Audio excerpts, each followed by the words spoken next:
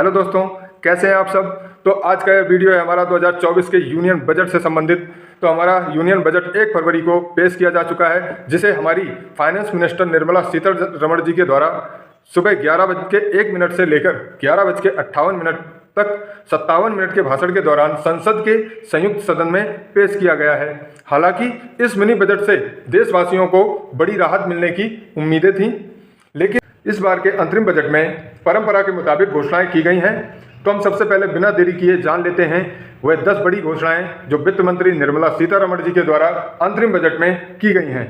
तो सबसे पहला अनाउंसमेंट है सूर्योदय योजना की शुरुआत। सूर्योदय योजना के तहत घरों की छतों पर सोलर पैनल लगाए जाएंगे।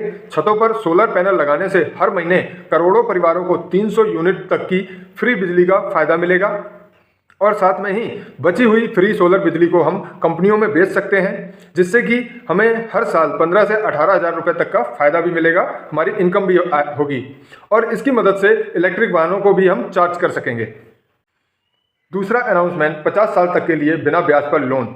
वित्त मंत्री ने विकसित भारत के निर्माण की परिकल्पना को साकार करने के लिए राज्यों को आर्थिक मदद की दिशा में आगे बढ़ते हुए 50 साल के लिए 75,000 करोड़ रुपए का प्रावधान रखा है और विकसित भारत के निर्माण के लक्ष्य को देखते हुए राज्यों को वित्तीय समर्थन जारी रखने का आदेश दिया है।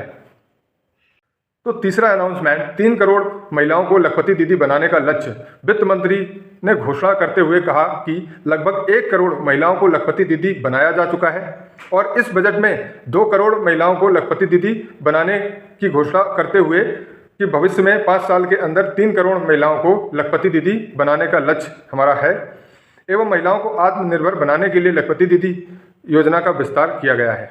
तो चौथा अनाउंसमेंट है हमारी रेलवे को लेकर।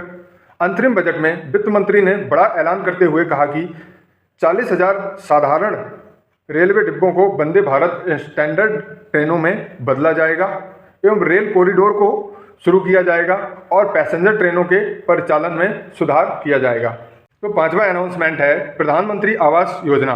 प्रधानमंत्री आवास योजना के अंतर्गत अभी 1 करोड़ मकान निर्माण का प्रावधान रखा गया था, जिसमें प्रधानमंत्री आवास योजना के अंतर्गत 2 करोड़ मकान निर्माण को और मंजूरी दे दी गई है, जो कि अगले 5 साल में 3 करोड़ मकान निर्माण पूरे किए जाएंगे और गाँवों में 2 करोड़ घर और बनाए जाएंगे। तो छठा अनाउंसमेंट आयुष्मान भारत योजना। आयुष्मान भारत के तहत स्वास्थ्य को देखते हुए सभी आशा कार्यकर्ताओं और आंगनवाड़ी कार्यकर्ताओं एवं सहायिकाओं को शामिल किया गया है। इस बार आंगनवाड़ी और पोषण की योजना में तेजी लाई जाएगी।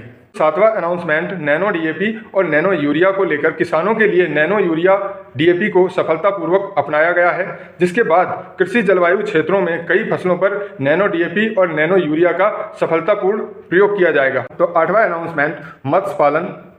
तो मत्स्य पालन के लिए अलग अलग विभाग बनाए गए हैं, जिसमें इनलैंड जल कृषि उत्पादन और सी फूड का निर्माण 2 गुना किया गया है। प्रधानमंत्री मत्स्य संपदा योजना को बढ़ावा देते हुए जल कृषि उत्पादन को 3 टन से बढ़ाकर 5 टन और निर्यात 1 लाख करोड़ तक बढ़ाया गया है। नवा अनाउंसमेंट टैक्स योजना को लेकर। नई टैक्स योजना के अंतर्गत 7 लाख इनकम वाले व्यक्ति को किसी भी प्रकार का टैक्स नहीं भरना होगा।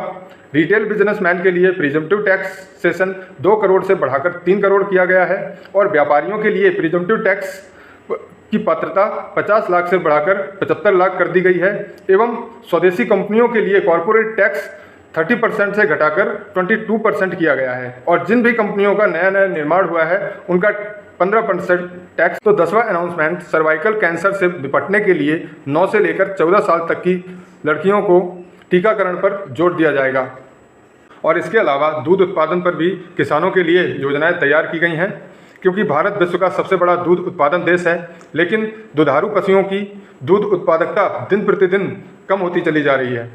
पशुओं की खुरपका रोग को नियंत्रित करने की भी पहल चलाई जा रही है। दोस्तों, 2024 का अभी फाइनेंस मिनिस्टर निर्मला सीतारमण जी के द्वारा मिनी बजट पेश किया गया है। आगे आने वाले समय में चुनाव होना है, उसके उपरांत नई सरकार का गठन होगा, फिर जुलाई में पूर्ण बजट पेश किया जाएगा। तो मैं आप सभी लोगों के लिए वीडियो लेकर आता रहूँगा। तो बजट को पूरा देखने के लिए धन्यवाद। चैनल को लाइक और सब्सक्राइब करना बिल्कुल भी ना भूलें। तो जय हिंद, जय भारत।